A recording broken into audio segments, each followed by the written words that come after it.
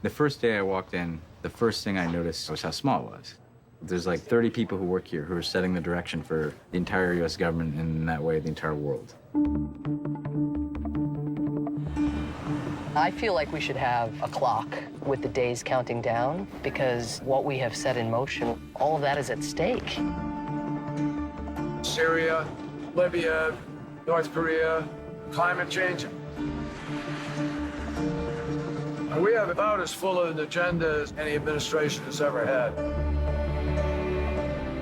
Each of us brings something to the table, informed by our history, by our experience, by our background. I'm always feeling a sense of urgency to try to get as much done as possible. You're sitting here and you're realizing the stakes. All right, let's do this. What's happening in Syria is beyond frustrating. It was a dark, devastating day. I will never stop trying to stop the war if there's a chance of finding a way forward. People need to be the center of our foreign policy thinking. What Russia has done is wrong. Is there nothing that can shame you? You know, she sustains that original idealism around our ability to save lives and make things better. I sit close to the president. He has to think about how am I going to measure this against every other priority I have in the world. We've got to make sure it'll be harder to dismantle in the event that we take a different turn.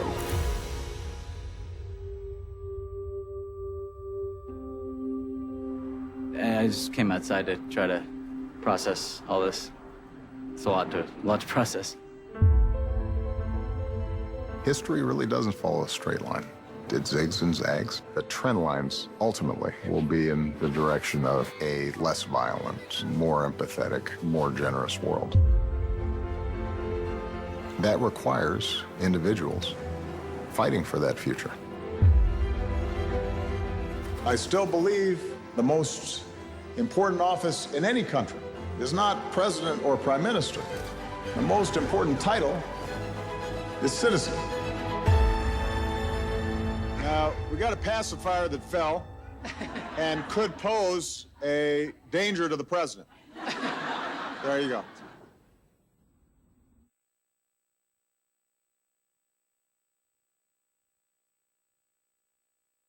If any white man in the world says, give me liberty or give me death, the entire white world applauds. When a black man says exactly the same thing, he is judged a criminal and treated like one, and everything possible is done to make an example of this bad nigger so there won't be any more like him.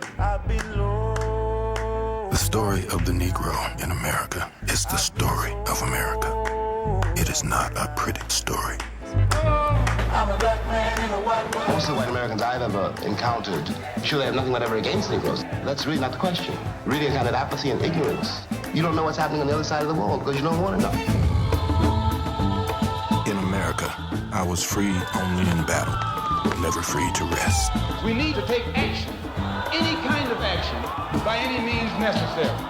They needed us to pick the cotton, and now they don't need us anymore. Now they don't need us, they're going to kill us all off.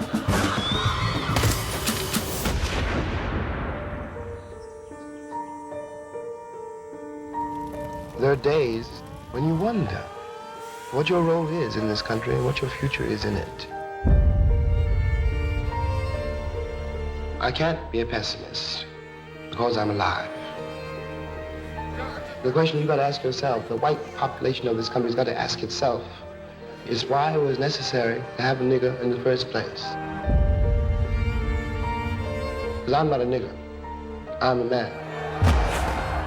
But if you think I'm a nigger, it means you need it. And you got to find out why. And the future of the country depends on that.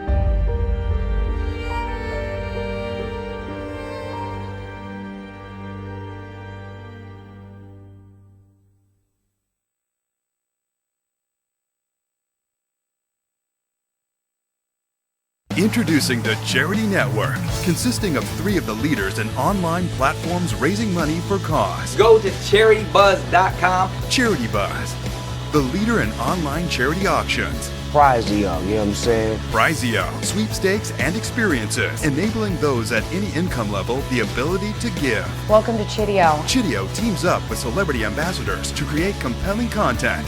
A one-stop cause shop. The Charity Network. Well, no way to make history.